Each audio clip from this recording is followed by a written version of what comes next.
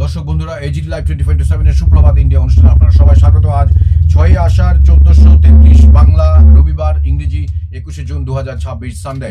দেখে নিচ্ছি ত্রিপুরা ভবিষ্যৎ পত্রিকাটি থেকে বেশ কিছু গুরুত্বপূর্ণ সংবাদ শিরোনাম ও বিস্তারিত সংবাদ।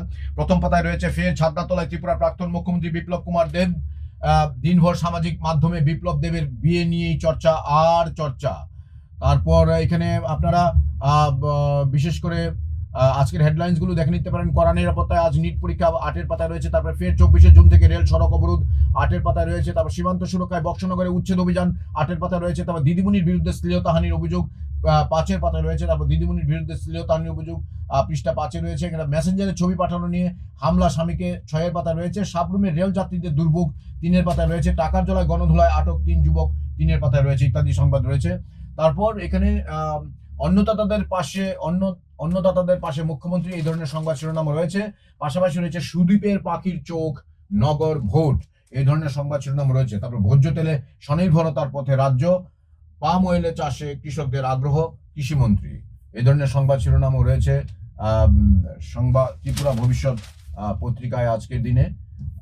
সময়ের অপ্রতুলতার জন্য আমি সবটা পত্রিকা আজ পাঠ করতে পারছি না, তথাপি আমি দেখে নিচ্ছি এখানে শেষের পাতায় ত্রিপুরা ভবিষ্যৎ কি কি সংবাদ শিরোনাম রয়েছে। গোমতীর প্রত্যন্ত কিল্লা থেকে দিল্লির আন্তর্জাতিক মঞ্চে ত্রিপুরার কুইন আনারস।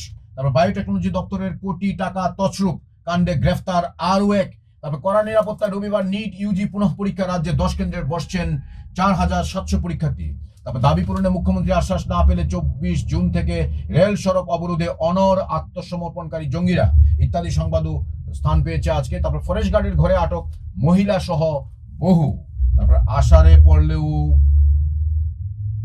অমঙ্গল নয়, জামাই ষষ্ঠী, লক্ষ্মীনারায়ণ বাড়িতে ভক্তদের ভিড়, এই ক্যাপশন দিয়েও রয়েছে ত্রিপুরা ভবিষ্যৎ পত্রিকায় আজকের দিনের সংবাদ শিরোনাম। আজ 21 জুন 2026 ইংরেজি। আজ বিশ্ব যোগ দিবস উপলক্ষে এজিটি লাইভ 24/7 এর পক্ষ থেকে আপনাদের সবাইকে জানাই আন্তরিক শুভেচ্ছা ও অভিনন্দন। আজ রবিবার দিনটি খুব ভালো কাটুক, এই শুভেচ্ছা রইল সবার জন্য। সবাইকে আবার নমস্কার। যত্ন হম ভাই, কলুম খা।